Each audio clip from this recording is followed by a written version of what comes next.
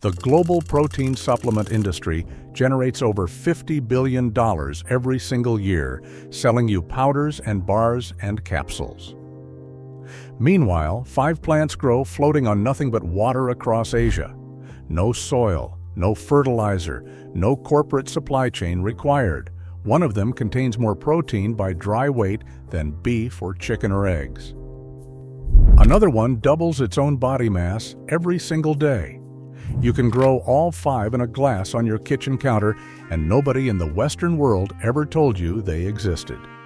And at the end of this video, you will know exactly which 5 plants these are, how to grow each one in water with no experience, and why the protein industry has zero incentive to tell you any of this. This is Secrets Beneath Nature, where we find the plants that were hidden, forgotten, or buried, and we bring them back.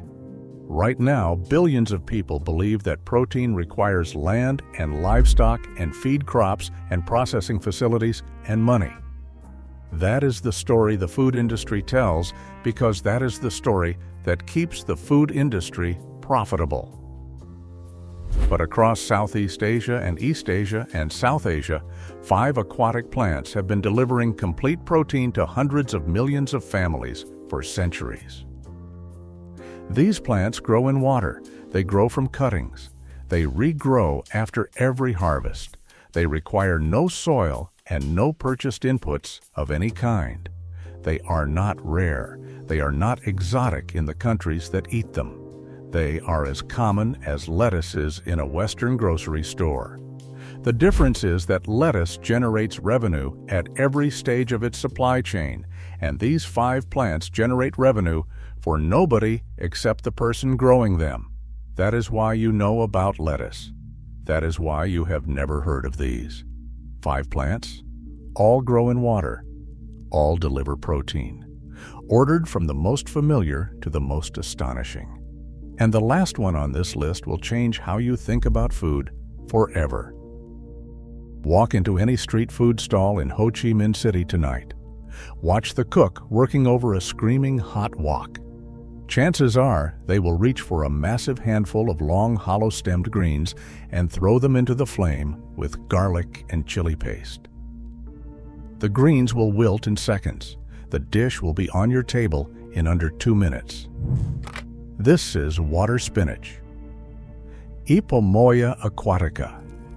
In Vietnam, they call it rau muong. In the Philippines, they call it kangkong. In Thailand, they call it pak bung.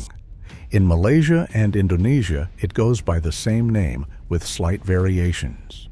Across mainland Southeast Asia, this single plant is the most consumed leafy green by volume.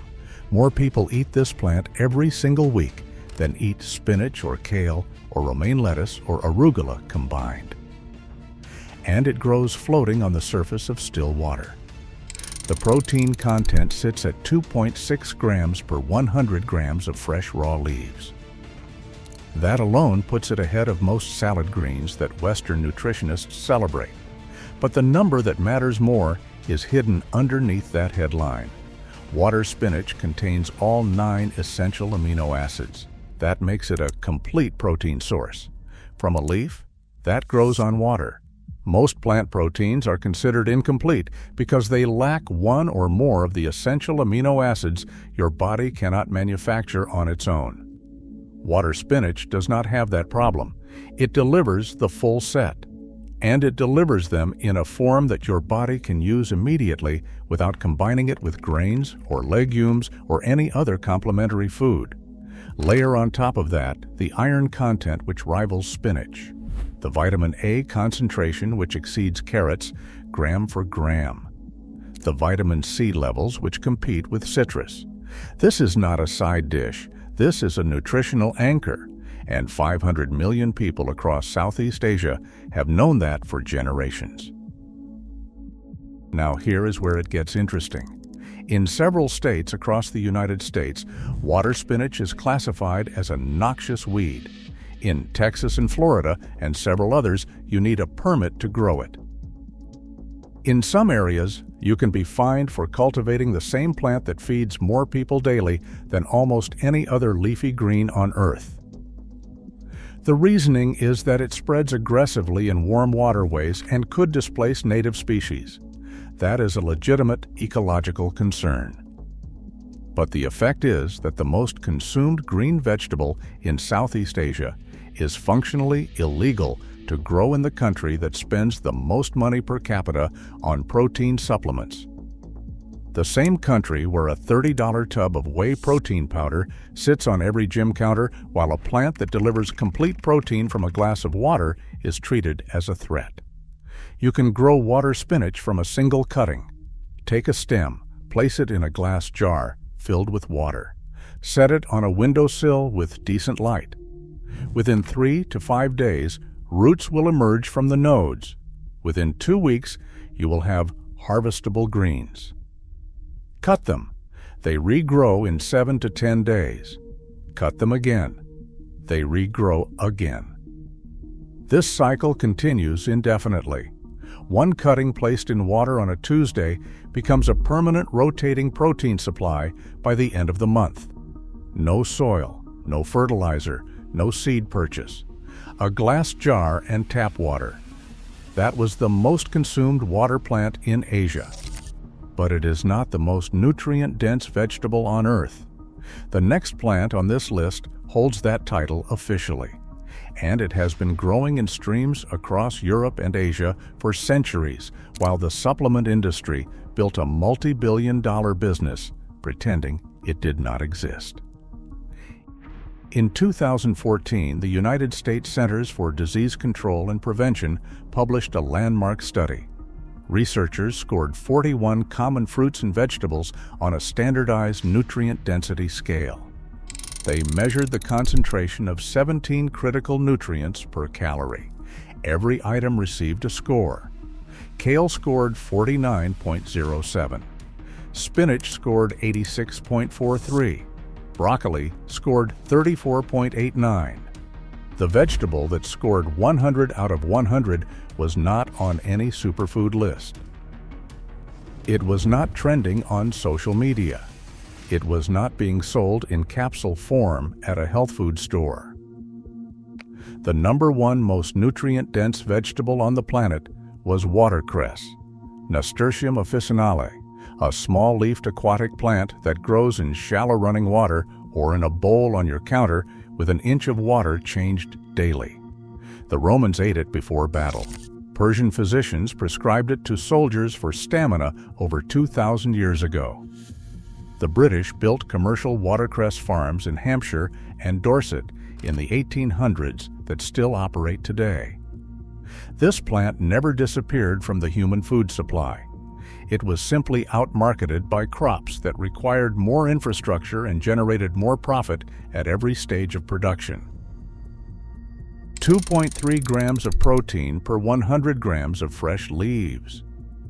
But protein is almost a footnote here compared to what else watercress delivers. More vitamin K per serving than any common vegetable.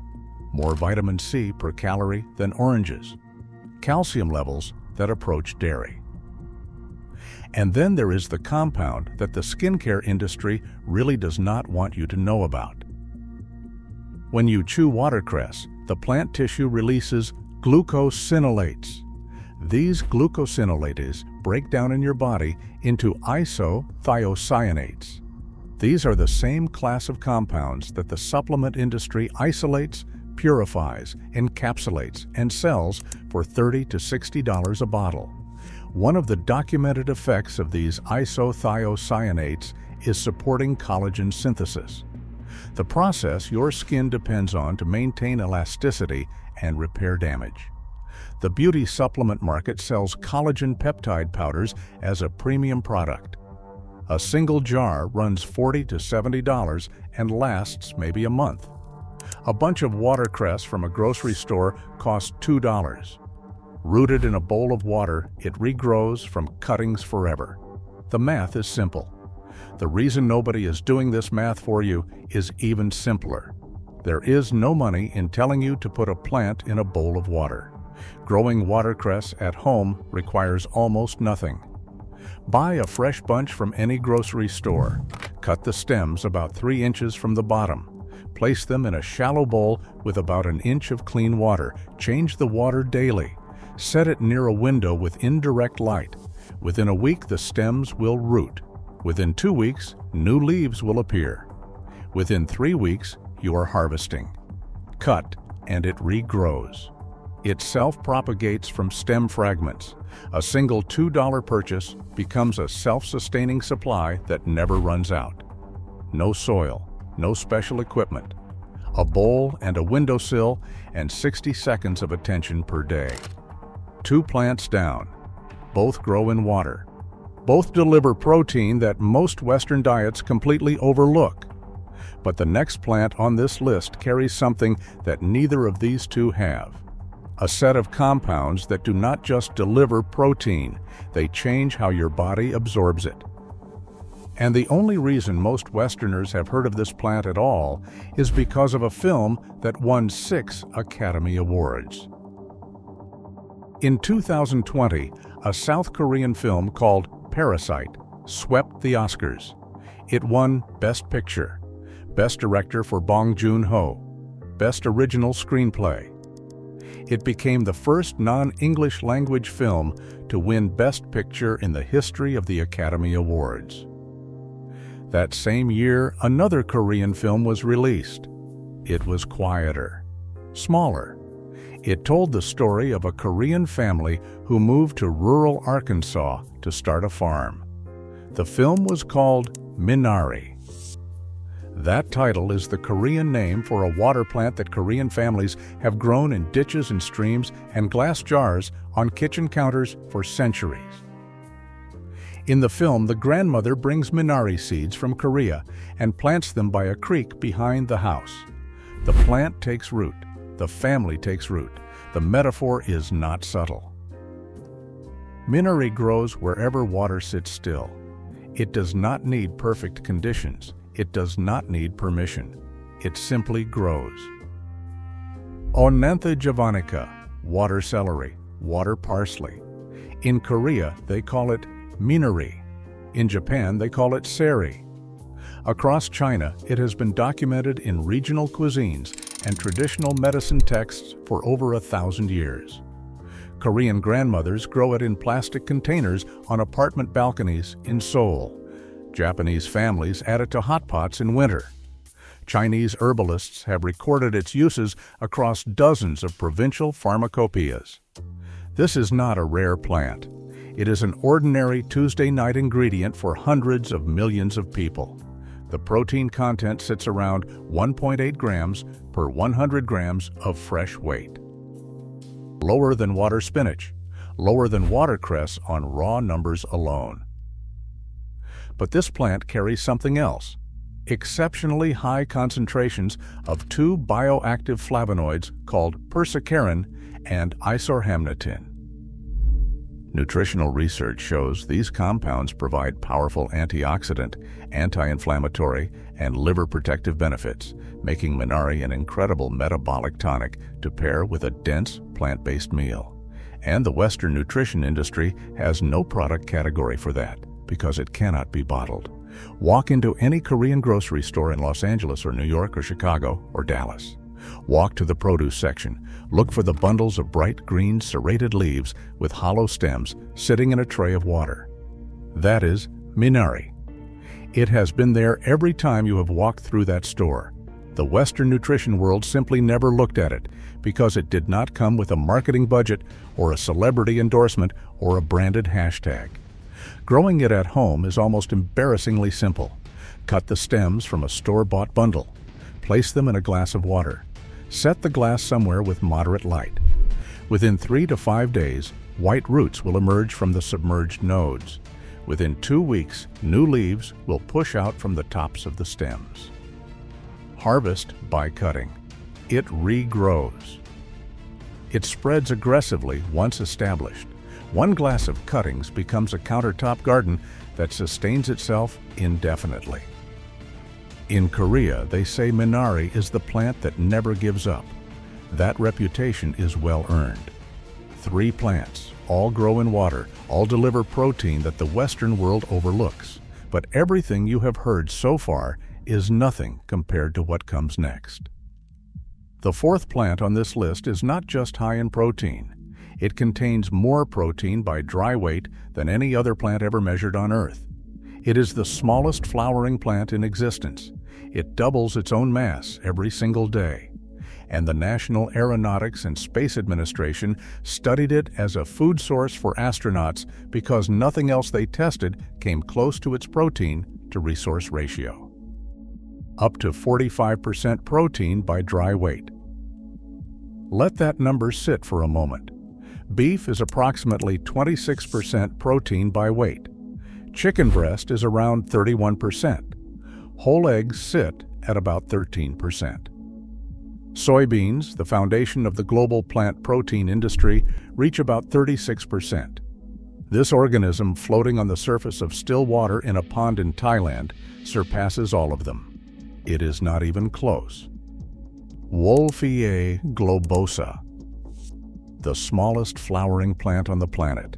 A single individual is smaller than the head of a pin. You could fit dozens of them on your fingernail. They have no roots, no stems, no leaves in the traditional sense. Each one is a tiny green sphere, barely visible to the naked eye. And packed inside that microscopic body is a protein concentration that dwarfs anything else in the plant kingdom. In Thailand, they have been eating it for as long as anyone can remember. They call it Kai Nam. The name translates roughly to eggs of the water. Thai families in the Central Plains and the Northeast provinces scoop it from the surface of ponds and canals with fine mesh nets. They fold it into omelets with eggs and garlic. They stir it into soups. They eat it the way Westerners eat parsley or chives, casually, daily, without ceremony, because it has always been there. Because their grandmothers ate it, and their grandmothers before them ate it.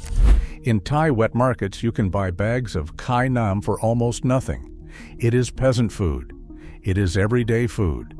It is the cheapest protein in the country, and arguably the most efficient protein source on the planet. NASA noticed. During the 1980s and 90s, the agency ran a program called the Controlled Ecological Life Support Systems Project. The goal was to identify crops that could sustain astronauts on long-duration space missions where resupply from Earth would be impossible. They needed plants that could grow in minimal space with minimal water and minimal energy inputs while delivering maximum nutrition. They tested dozens of candidates. Duckweed species, including wolfia, ranked among the most promising. The reason was the replication rate. Wolfia doubles its biomass every 24 to 48 hours. No other food crop on Earth comes close to that speed. In a closed system with recycled water and artificial light, a small starting culture of wolfia could theoretically produce a continuous and indefinite protein supply. NASA published the findings. The agricultural industry did not follow up. The space agency saw a survival crop. The food industry saw a product that could not be sold, and that is the structural problem. Wolfia cannot be patented. It is a wild organism that reproduces by budding. It cannot be branded. Every culture of it is genetically identical to every other culture of it. It cannot generate repeat seed sales because it does not grow from seed in any practical commercial sense. It requires no fertilizer in most conditions. It requires no pesticide. It requires no processing facility. It requires no cold chain shipping. It requires no factory and no patent and no license and no regulatory approval for cultivation. A crop that feeds itself and replicates itself and requires no industrial infrastructure generates exactly $0 of revenue for every link in the agricultural supply chain. The soy protein industry generates over $50 billion globally. The whey protein industry generates another $15 billion. Wolfia generates nothing for anyone except the person growing it in a bowl by the window. That is why the research funding for duckweed protein is a tiny fraction of what soy and whey receive. Not because it works less, because it profits less. You can cultivate it at home using a wide, shallow glass bowl filled with clean water. However, because you intend to eat this harvest raw, you must never use standard liquid houseplant fertilizers, which frequently contain non-food safe chemical compounds and heavy metal contaminants. Instead, utilize certified food-grade, organic hydroponic nutrients specifically formulated for edible crops, and ensure your starter culture is sourced from a contamination-free laboratory. This is the closest thing to a perpetual food machine that exists in the natural world. A self-replicating protein source that runs on water and sunlight and asks nothing of you in return. 4 plants. The last one contained more protein than beef and doubles every single day. You would think that would be the most shocking entry on this list. But the 5th plant is the one that shattered every assumption I had about where protein comes from. It floats on water. Its leaves fold shut when you touch them. Vietnamese markets sell bundles of it as a staple vegetable, and almost no one in the Western world has ever heard its name. 5 grams of protein per 100 grams of fresh greens. For a leafy aquatic plant, that number is extraordinary. Most leafy greens sit between 1 and 3 grams. Spinach delivers 2.9. Kale delivers 4.3. This plant nearly matches kale while growing on the surface of open water with no soil at all. Neptunia oleracea, water mimosa. In Vietnam, they call it rau nhuet. In Thailand, they call it phak krachet. Its leaves look like tiny fern fronds arranged along floating stems that trail across the surface of ponds and canals. And when you touch those leaves, they fold shut, rapidly, visibly. The same seismonastic response that children find fascinating in the sensitive plant Mimosa pudica. But this is not a garden curiosity. This is food. This is protein. This is what Vietnamese families buy at the market without a second thought, because it costs almost nothing and it feeds everyone at the table. Walk through any wet market in Ho Chi Minh City on a Saturday morning. Walk past the stacks of morning glory and the bins of water spinach and the bundles of herbs tied with rubber bands. Look for the long trailing stems with the small compound leaves. That is rau nhuet. Vendors sell it by the kilo. Families take it home and eat it raw in salads or blanched, alongside rice noodle dishes or tossed into sour soups. It is not a delicacy. It is not a specialty item. It is a staple, as common as carrots in a Western supermarket, as ordinary as bread. In Thailand, the story is the same. Floating markets along the canals outside Bangkok sell water mimosa alongside lotus stems and banana blossoms. Farmers do not plant it. They do not cultivate it in any intensive sense. It grows on the water. It spreads on its own. They harvest it. It grows back. The cycle has no end point. And in the West, this plant does not exist. It does not appear in American grocery stores. It does not appear in European nutrition guides. It does not appear in supplement catalogs or health food marketing or Instagram wellness accounts. 5 grams of protein per 100 grams of fresh edible greens from a plant that grows on water with no soil and no inputs. And the Western nutrition establishment does not acknowledge it. Not because they tested it and found it lacking. Because they never tested it at all. A plant with no commercial supply chain in Western markets generates no data in Western research databases. No data means no recommendations. No recommendations means no awareness. No awareness means no market demand. And no market demand means the supply chain never gets built. It is a closed loop that keeps useful plants invisible for as long as no one profits from making them visible. 5 plants. All grow on water. All deliver protein. All have fed communities across Asia for centuries or longer. All are either unknown or actively restricted or simply invisible in the Western world. The protein supplement industry generates tens of billions of dollars every year selling you processed powders extracted from soybeans grown on industrial farms, or whey filtered from dairy operations, or pea protein isolated in factories and shipped across oceans in plastic tubs. Meanwhile, these 5 plants float on the surface of still water and regrow themselves every week and deliver complete protein that requires nothing but a glass and a windowsill and patience. The question was never whether plants can provide protein. Half the world already knows they can. The question is why the other half was never told, and the answer is not conspiracy. The answer is structure.